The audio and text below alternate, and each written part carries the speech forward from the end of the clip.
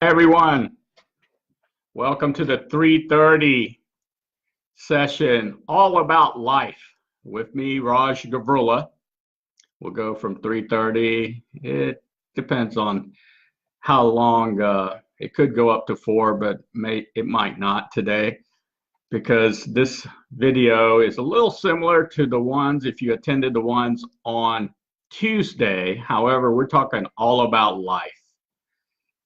So I'm focused here on your life. So I'm looking at your holistic life. So in other words, you have family, you have friends, you have a business or work, a job, you have your community, you have your faith or way of life or philosophy on life, and you have your health, and you have obviously your performance in all aspects of life. And I'm really focused on your mental performance and life. Give you a foundation to solve performance anxiety. This isn't a cure, but it's a foundation for you to gain a good understanding of it. And for your specific situation, then I would be able to, in person, determine what is the best approach.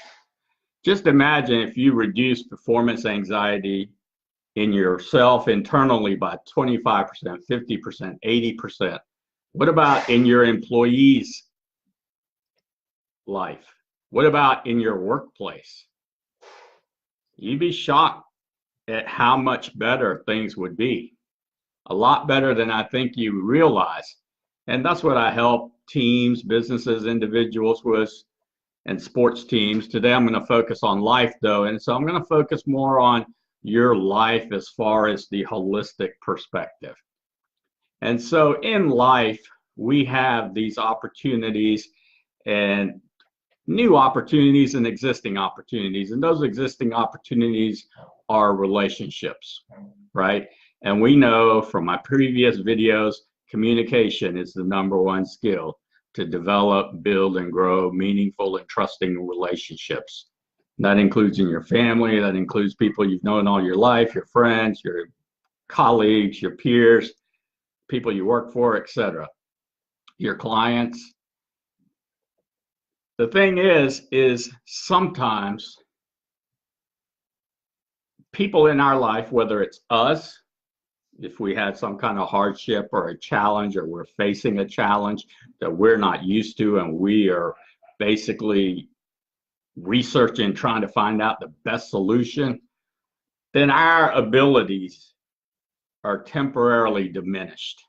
Our capacity to perform is temporarily diminished. Or it could be you have a loved one or someone who you're working with, and for whatever reason they've experienced a challenge, they're facing some type of adversity, and what is sort of normal functioning of them to you is not occurring, and it is stressing you out. Maybe it's causing performance anxiety because you're not used to that. You expect a certain level of performance from them based on and evaluating their previous performance or your daily interactions. Or again, it could be you that's experiencing this. So what you need to realize, first of all, is that performance anxiety is worry, stress, or anticipation of something in the future that you need to do or you think might happen. And basically what's happening is that you're focused on that future event that you really can't control versus being more mindful and aware of being where you are now and preparing, so that you focused on the mental preparation, routines, skills in order to help make that easier. And so some examples are, if you go into a new building and you've never been in the building and someone tells you to go in there and find the restroom, well, you're going to be a little confused. A millisecond, a nanosecond, your thoughts are going to go different ways and you won't get to the building as fast. So you're wasting time, right? And that's understandable because you've never been in the building. However, if you've been in the building, you go straight in. Or if someone tells you, then you get there faster. And so we put this crunch on us sometimes. And a lot of times anxiety is caused because we're trying to do too much in too little time. We don't even know what that time frame is. So it would be almost like you wanting to read a book and you only have an hour to read it and it's 150 pages. Unless you're like some special speed reader, that's going to be very challenging for you to do. But if you just set out to do that and then you don't accomplish that, you're just putting undue stress on you because you have an idea of what your reading level is, your speed. And so you should budget out that time and then allocate the right amount of time so that you can sit down and read it if you want to read 150 pages in one sitting. However, you should take breaks. So these are like all things we can control to a certain extent. If someone's asking me to do a project or asking you to do a project and it's just impossible time frame based on what your current abilities are, then there's just no way. And you shouldn't feel the pressure because that's what's causing, or one of the causes of performance anxiety. So when you see someone that you have a relationship with, if they aren't performing, instead of criticizing them or pointing it out to them and expecting like, hey, pick it up, you know what's going on, and those kind of things. And it takes a really special person to do this, but I think this is a lot better than empathizing, which lately has been a real big word being used. And of course, better than empathizing is, be encouraging, and better than being encouraging is being positive. And so what's wrong with just being positive? And so the best way to be positive is use amazing words. Amazing words. Don't criticize anyone. We know it's not going to work. However, and I'm not going to get into it in this session, what constructive feedback is and what my approach to that is, which is different than a lot of people's approach, and I'll share with you in a later video why. But use amazing words. If you, for example, my mom is in physical therapy. She used to be bubbly, walking around, and now she's walking with a walker. And we're trying to get her to walk without a walker. But if I say, well, you can't do that, or look, you're trying to do that, you're not able to do it. I mean, these are all like negative words, and those words, they do have impact. Words have serious impact. Believe me, I'm an expert that speaks professionally, an author. I make my living using words. I'm also a coach, a mental performance consultant and coach, life coach, and use amazing words. And the effect is the response from the other person is so much better, because you might not be able to tell, but I would almost guarantee that they're having performance anxiety because they're trying to please you to a certain extent.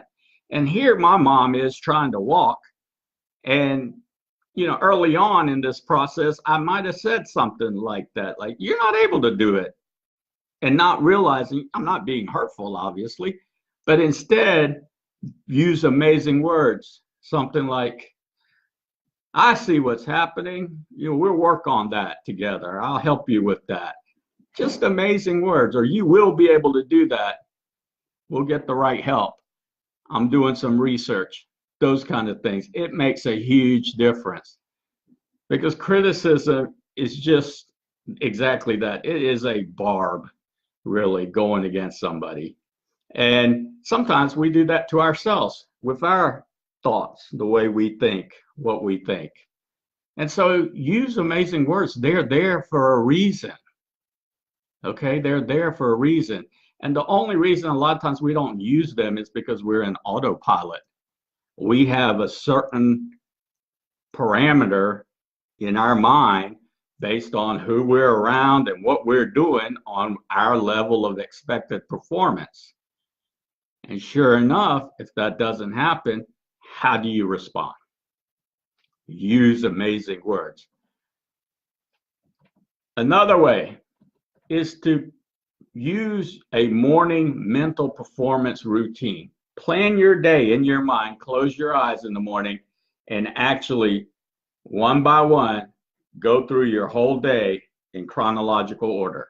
So for me, I set up breakfast, I make tea, I come sit down, bring my mom downstairs, and while I'm sitting down, I do some deep breathing, I do some chanting, and then I do my day.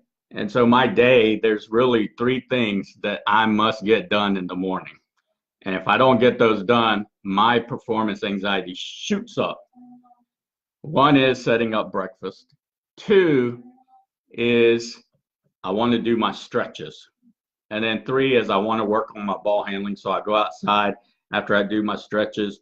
I go and do some ball handling, basketball ball handling, because I want to master basketball, mastery of basketball. And so that's what I do.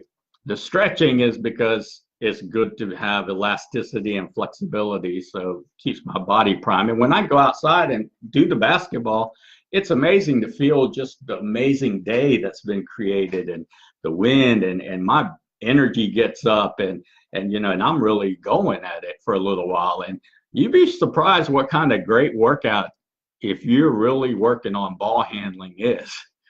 It's sort of like boxing. It looks like, hey, you know, you're just up there doing this for 2-3 minutes. It can get tiring if you're not using mental performance skills, and which of course that's what I do, the consulting, the coaching, and the training. And so that's what it is. It's mental performance skills. And sometimes when I'm doing that ball handling, mentally, I'm not quite there. And so I have to bypass that and just come from the heart, because for whatever reason, I'm having some interference, some distortion.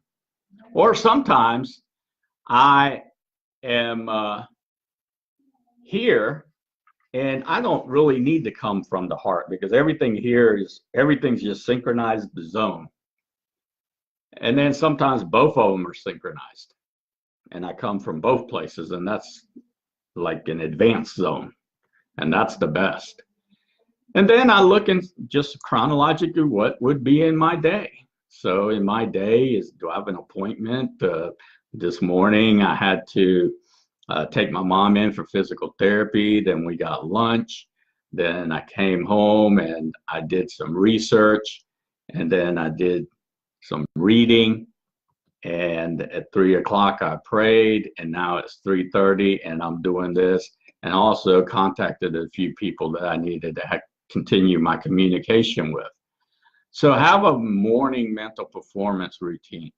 And because you're planning your day, you'll be saving nanoseconds, milliseconds, seconds, or even minutes throughout the day. And you won't go in, just like if you're going to go find the restroom, you'll already know what's going on. And it's almost as if you're creating time. And that's essential. Even though you're not creating time, it feels like that. Your brain thinks like that. It feels like that. And therefore, you have less performance anxiety. The other way, which I shared with you, is to have a morning physical performance routine. So my morning physical performance routine after I do my mental is the stretching and then the ball handling. Now, as far as your mental performance routine in the morning, here's the great thing. We're talking about life.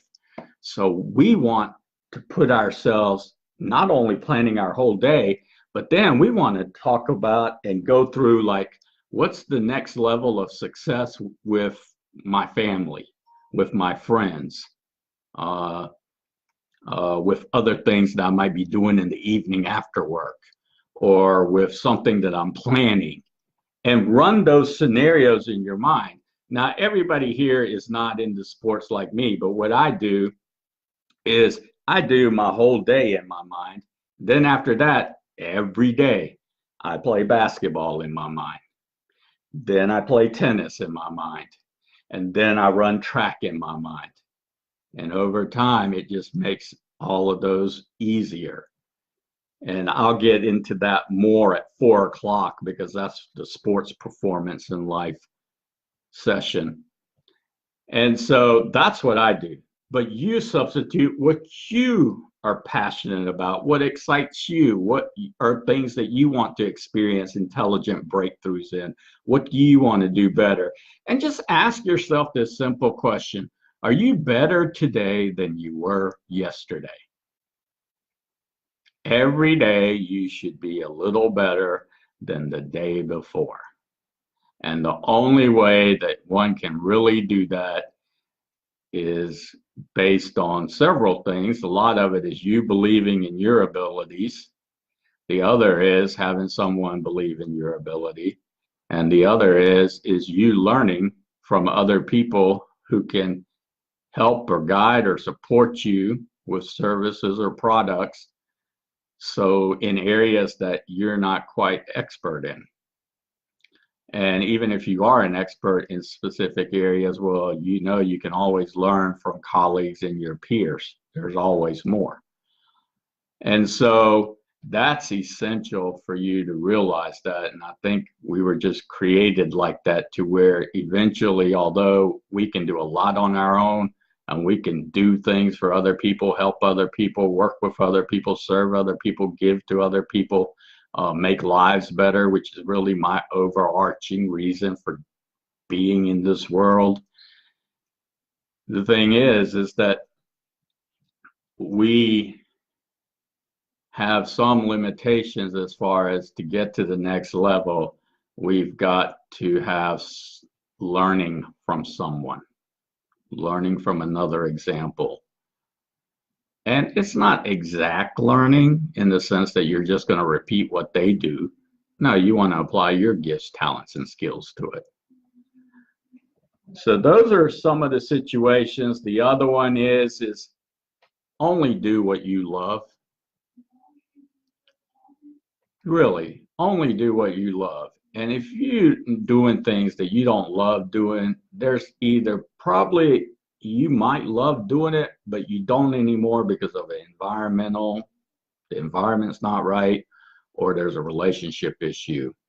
And if you communicate and are able to get through some of the perceived social constructs that are there on either your side or their side or both sides, with communication, it could become really, really great. But you're always wanting to go towards your dreams, your vision, your mission, your clear goals, and your aspirations with everything you're doing in life. They should all flow in together. They shouldn't be silos. They should all interconnect and flow together. And if you're challenged with any of this on performance anxiety and having it flow like that, please do contact me. This is what I help individuals with, businesses, teams, organizations, associations. And the other area is to evaluate. Some of you have my workbook. What does my workbook do? It gives you privacy and personal time so that you can record in there. And as you record in there, you're automatically making the neuroplasticity of your mind, the myelin in your mind, to where you're transforming that mindset little by little each day. And you have that process of my program in there. And then, of course, to get even further along, I have the advanced performance and life tools and skills. And we already went through in a previous video that all that happens through nurturing, development, building, and growth. And once you're in growth, that's where you apply your gifts, talents, and skills, your unique ones. And that's what separates you. And that's really what has the most value. We're not just regurgitating things. And lastly, for those on here, and now that you have more mental capacity now, it's like energy. You really can't create capacity. You can't create energy. However, there's specific things that you can do to diminish it or distort it, and therefore it makes life and your performance more challenging. However, by being mindful and being able to plan your day, having that physical routine, getting your body to feel those endorphins, you're saving those precious nanoseconds, milliseconds. You're saving those precious minutes sometimes, or even seconds, and maybe more than minutes. And the reason is because of this. And so if you're communicating with somebody, I mean, in 3 seconds, I can say a sentence or two. And if you're not fluid, then someone might not perceive you as being